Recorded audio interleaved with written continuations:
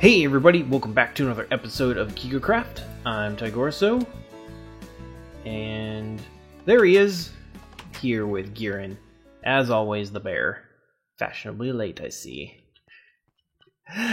Today we are going to be doing more work in the front area here. I desperately need to get rid of this block right here. It's time for it to go. It's been here for just way too long. And I know that I said that I was probably gonna actually do it off camera, but I didn't actually end up having time to do it. So this is what we are going to do today. We're going to try and do our best to remove this and get it out of the way, so that way it doesn't bother us with its presence anymore.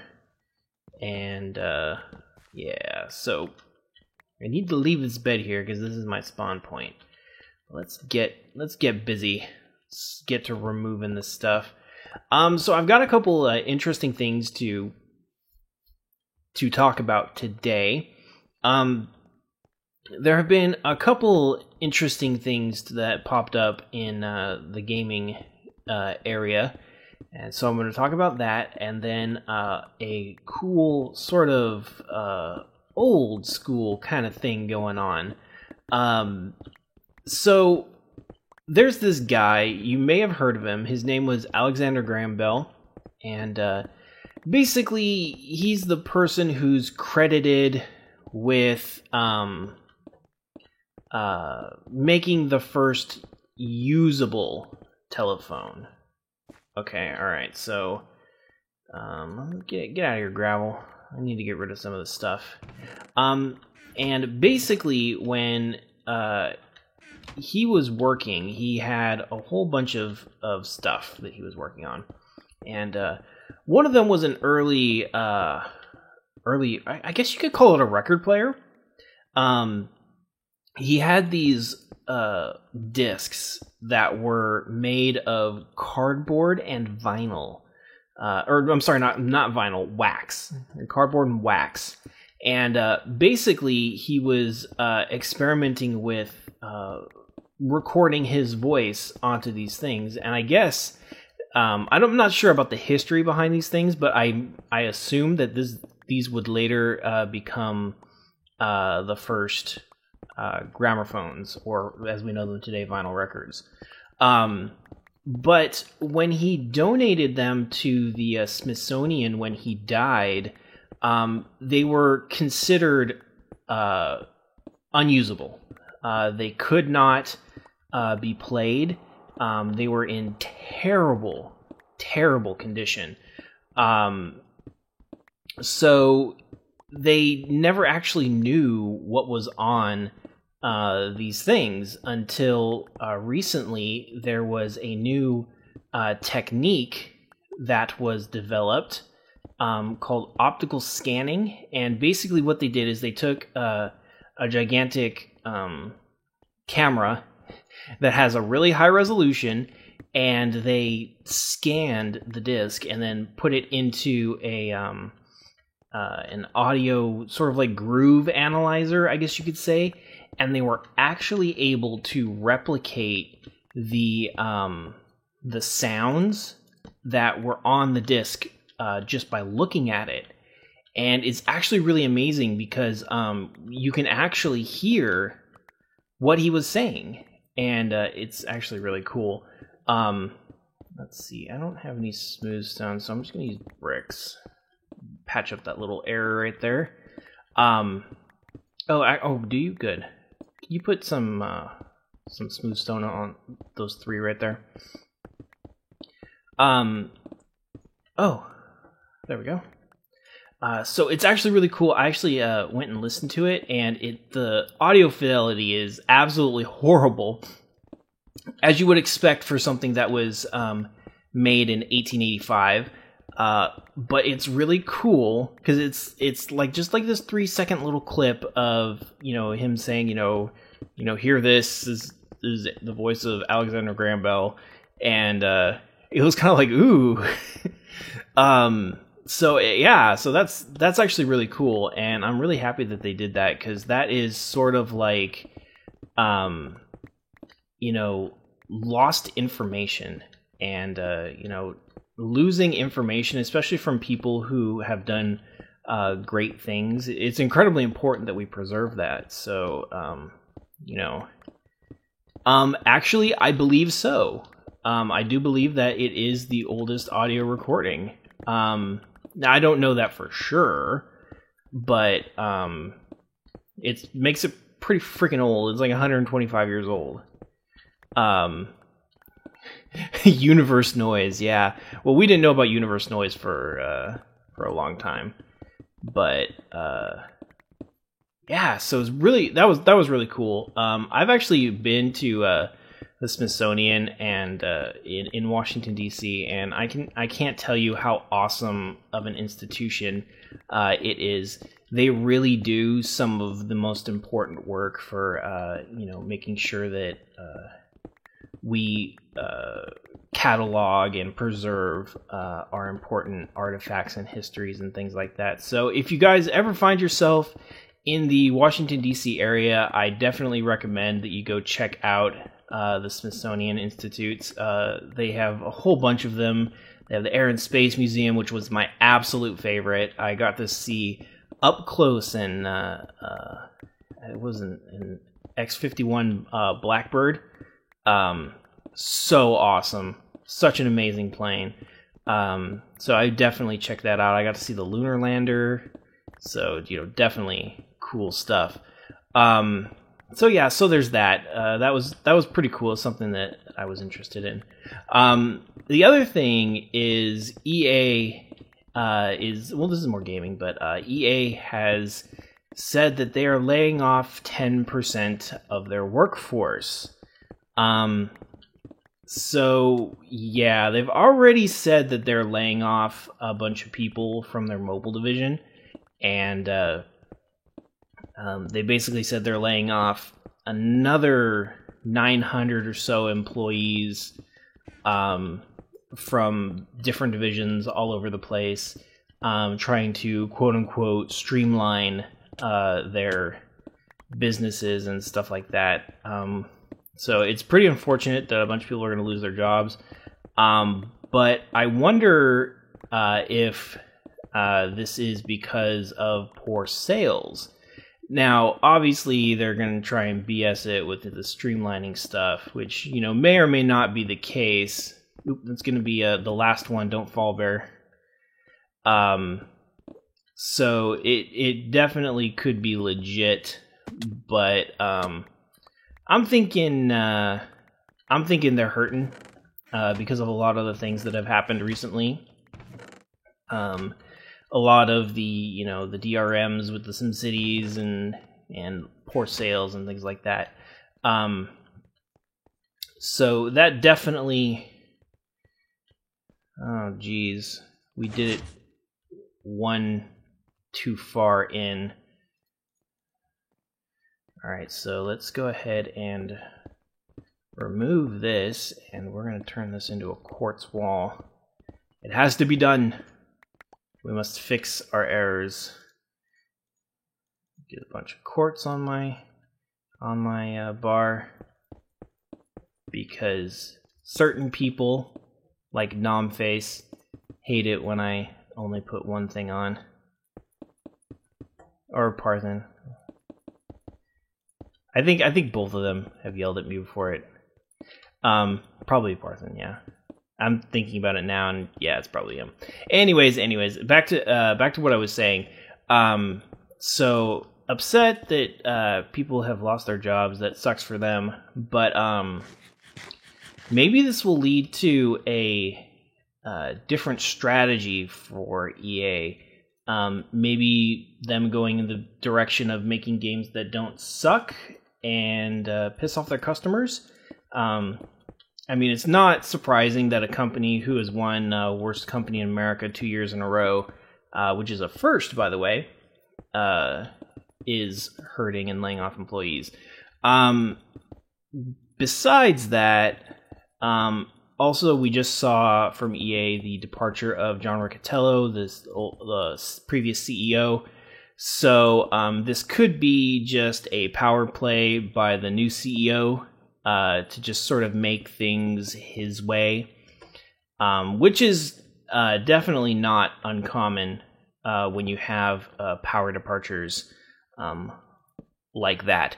So it could just be sort of natural progression that they're gonna, this guy is gonna want to show that he's different than the old guy who basically got fired, and redo that sort of stuff. It happens. So I'm sort of not surprised. We need to get over here and get this thing down. But yeah, so that is a thing that's happening. A bunch of people are getting laid off. So it sucks for them. I hate to have it, but maybe this will lead fish. Ah, crap. You have fish? I love fish. I would love to have some fish. So maybe it'll lead to something better in the future. Stuff that sucks less. And I know some of you guys out there don't necessarily agree with my opinion on EA, but I hope that they change their tune and do things a better way. So, there. Be happy.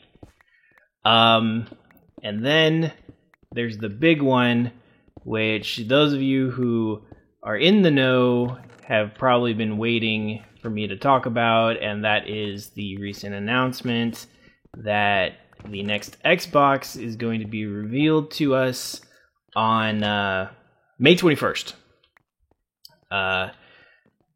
So yeah, the next Xbox is coming, and whether or not it sucks or not will be revealed to us soon enough. I have to say, I'm watching this with great interest. Not because I actually plan... Oh, I didn't know you could remove that. Okay. Not because I actually plan on purchasing an Xbox. My console gaming days are pretty much kaput. But because of what it means for PC games. So basically... Oh, did I do one wrong? So basically, I'm watching this from mostly a hardware perspective. I am very curious as to what Microsoft is going to do. Now, you guys have probably heard... what's wrong there? What's wrong? Tell me what's wrong. Put slab where? Here? Oh no, put slab under here? Oh crap. No! There. And then remove that. Okay. What was I saying? I've forgotten now. Xbox, right? Alright, so anyways, basically, I'm extremely interested in what they're going to do. Now, you guys heard me talk about the third console curse, which is an interesting concept. Actually, you know what? I need to go get more quartz. Need more quartz? Which is an interesting concept. Basically, the theory behind it is that the third console from any company is basically going to be a complete flop and terrible on, so many levels, and it's going to be disappointing and all that stuff. It sort of has held true for the most part. The third console from Nintendo, the GameCube. Was it the GameCube? No. NES, SNES, N64. Okay, that's the exception. The exception is the N64, which actually did really well. But I guess they sort of were saved for a generation, probably because of Rareware. The GameCube was their flop. It's all Rareware, yeah. The next flop was the PlayStation 3, obviously. And then I don't necessarily know if Sega had a third console. I think technically it would have been the Dreamcast, which while cult popularity, it has a cult popularity. It sales wise put Sega in the poorhouse, or maybe it was the Saturn. Either way, there were so many consoles back in the day, but basically everybody's thinking that Microsoft is totally going to mess this up.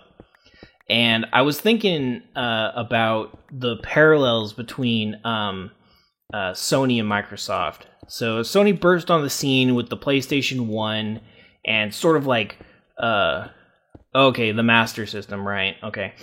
Which was pretty much a flop. So I guess it holds true. But, so Sony burst on the scene with the PlayStation 1, and it was pretty cool. And then they were like, oh, hey, this console thing, we could make money doing this. And so they produced the PlayStation 2, which was incredibly popular, just sold literal crap tons of units. And then they're like, oh, yeah, cool. This thing really worked out. We think we understand, what our customers want. And they got a little arrogant and they sort of lost focus. And we were left with the PlayStation 3, which obviously didn't sell nearly as well as they probably would have hoped. So that is sort of like their failure, is that they didn't really understand what people wanted. It was really expensive, and people were like, why do I need this thing? So it seems like they've sort of gone back to their roots with the PlayStation 4. They've really listened to what gamers want and what developers want, and tried to make the best console they possibly could, and hopefully that's what we're going to see. Now it seems like it's Microsoft's turn to be arrogant and ignore the gaming populace about what they want. So I'm going to talk a little bit about the console itself. Basically, these are all rumors, but they're sort of verifiable from people that different gaming outlets trust and know that they have had access to developer materials and consoles and things like that. So let's see here. Microsoft is going to have a heavy reliance on Kinect. It's going to come with the console, and actually it's going to be required for it to even function. A lot of people that I've seen are pretty meh about this, because the Kinect sucks. I mean, let's just be honest here. It sucks. It has no good games. It's not a peripheral for gamers. It's a peripheral for casuals, for their little girls and their dance centrals and whatnot. Well, and I don't want to say that, but it's not a hardcore core gamer peripheral. You can't play a shooter or whatever kids are playing on the Xbox these days with the Kinect. It just doesn't work. Okay, I do have some blocks. Cool. So people are pretty meh on that. This is looking good. All right, I'm gonna replace most of these as well. So that was the first thing. The actual controller is not going to change that much. But the huge downside is that the controller from the 360 is not going to be compatible with the new 720 or whatever they're going to call it. I foresee some moaning and groaning about that. I know I've seen a lot of people buy expensive, custom-made Xbox 360 controllers and, spend like $120 on them. And I think that some people may take extreme issue with that. But, whatever, and that will sort of tie in with what I'm going to say here later.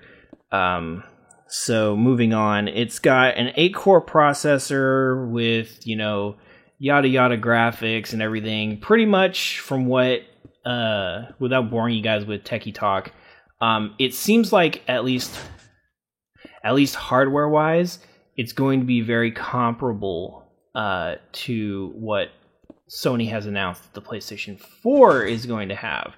So that is good for gamers, I think, because having a sort of unified experience is a good thing, because developers know what to expect from each console. So that's sort of a good thing. And then they also said, the rumor that it's going to have, a big hard drive and, built-in Wi-Fi and all sorts of stuff like that. I think it's going to have Wi-Fi, because the new one has Wi-Fi, and I don't think that Microsoft would go the route that they went with the Xbox 360, and it didn't come with jack shit. So I don't think that Microsoft is going to make the same mistake of trying to monetize every single little tiny bit of the console, like they did with the 360 originally. So I think that those are all pretty safe assumptions. I still think that they absolutely could mess that up, and they probably are stupid and arrogant enough to actually do it. But I'm sort of hoping that they won't. And that, again, is going to tie into what I'm going to talk about here at the tail end. And let's see here. Oh, also, it's going to have, it's rumored to have an HDMI in. Now, basically what that means is that it has an HDMI port that's not for outputting to your TV, it's for output, or for taking in a signal from like your cable box or something like that. A lot of people, and I've seen this opinion expressed a lot of different places, gamers are not interested in having a Microsoft Xbox cable box, basically. They don't want the this sort of like unified the lever. They don't want this sort of like unified idea for like the home theater experience, that Microsoft seems to be evangelizing recently. They want a console that does what it does and does it well. They want a console that plays freaking games.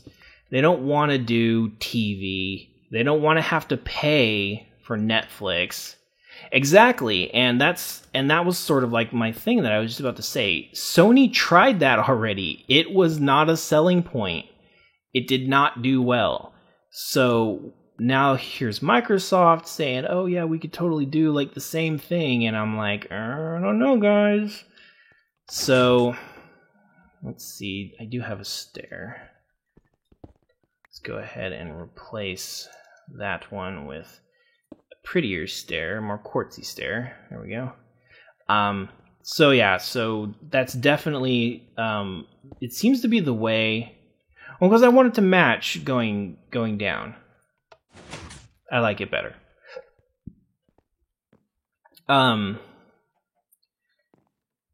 Oh. Yeah, okay, good point. All right, I'll put it back. So yeah, so that's another thing. So I'm seeing a couple failures, and I mentioned earlier about Sony and arrogance. They thought that they knew, their gaming crowd. They knew their customers. They knew exactly what they wanted and all that shebang. And they were wrong, to say the least. They definitely guessed wrong. They did not know their customers, and they paid for it heavily. It was pretty gnarly. Sony was pretty much almost brought to its knees. Give me a break here. Sony was pretty much brought to its knees with the PlayStation 3. Like there were a couple points where I was like, "Wow, is Sony going to go out of business? Are they going to exit the console market?" Shut up, Bear. Let's see, where's this dork? Missed. He doesn't have to know. So I was very concerned for Sony's well-being as a business. And now it seems like Microsoft is sort of making the same mistake. I hope that a lot of the stuff that is rumored here is not going to be true, because there is a problem. There are certain ideas that the gaming community has about new console releases that differ from what the console makers actually think. So basically, what it boils down to is locking somebody into an ecosystem. Microsoft thinks that their ecosystem is incredibly strong right now with Xbox Live and a bunch of other, features. What they don't realize is that basically what is going on right now with this console generation is both companies, both Sony and Microsoft, are completely smashing their fan bases. And when I say that, I mean it in that Sony is redoing everything, trying to do it properly, whereas Microsoft is smashing everything, and I don't think that they realize it yet. That's a stair, isn't it? Or at least it was a stair. Okay, there we go. Let's see, do I have enough stairs? I do. Let's go ahead and replace some of these. So basically, what I'm saying is that Microsoft is going to alienate a lot of people, and I don't think that their ecosystem is as strong as they think it is. So why I think that is because basically I'm trying to think of a really good way to explain this so that you guys kind of can understand where I'm coming from. Let me go down here. Oh no. As I jump purposefully. So the idea of the past and the way that ecosystems work is that you have some features like backwards compatibility that allow you to maintain your customer base because they're invested in your ecosystem. So in the PlayStation 1 era, PlayStation 1 controllers could work on a PlayStation 2, and you could still use the same controllers. Obviously, they didn't have the DualShock, and a lot of them didn't have Rumble or anything like that. So, but you still could use the PlayStation 1 controllers with your PlayStation 2. So it's not like anybody would actually do that, but it's a psychological thing. It makes people feel comfortable with buying a new console, especially a console from the same company, because hey, I've got all this stuff. I can still use this stuff. I didn't waste my money. Okay, so you guys see where I'm coming from here? Microsoft is going the opposite direction. They are removing barriers from switching. So people are going to be sitting around and they're going to be going, well, maybe I should try this PlayStation 4 thing. I mean, this new Xbox has a bunch of stuff that I don't want, or I can't use all of my old stuff with it. So really, there's nothing tying me to the Xbox. So that's sort of the problem that I'm seeing here, is that Microsoft is not trying to maintain their customers through perks. They're trying to maintain them through, loyalty. They're loyal to us. They love us. They're going to stick around. That is not true. Yeah, maybe some, but that's another thing. I'm wondering who Microsoft thinks their main demographic is nowadays.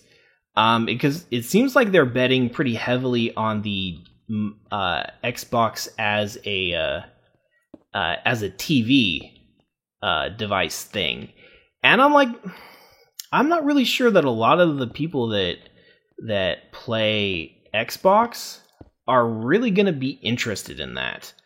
That's something that you would sell to like a family, that's something I would expect, a functionality from a Wii, with parental controls and everything.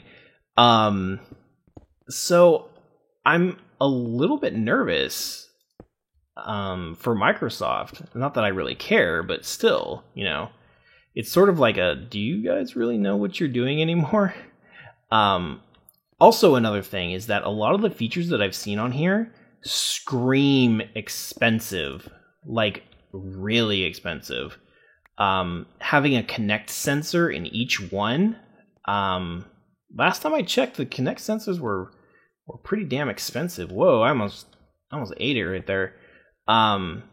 Putting one of those in every single Xbox console seems like a kind of a tall order. So am I out of quartz, really? All right, let's see if we have any quartz left. I think we're out. But yeah, they were probably price gouging the whole time. With Microsoft, I wouldn't be surprised. Oh gosh. And that is it. We are out of quartz. So basically, I think that Microsoft is not going to be giving people enough of a reason to stick around for their next console. I really think that they are targeting the wrong demographics, and they might end up like Sony and pay for it in the long run. You know what? I absolutely agree. We definitely need some lights going on up here, and I want to change that up there a little bit. It's too flat. I want to sort of like do something like this, make it a little bit more raw. But I actually really like this being gone here now. It really opens up the space. In fact, I may remove some more over here. That'll open it up a little bit more, I think.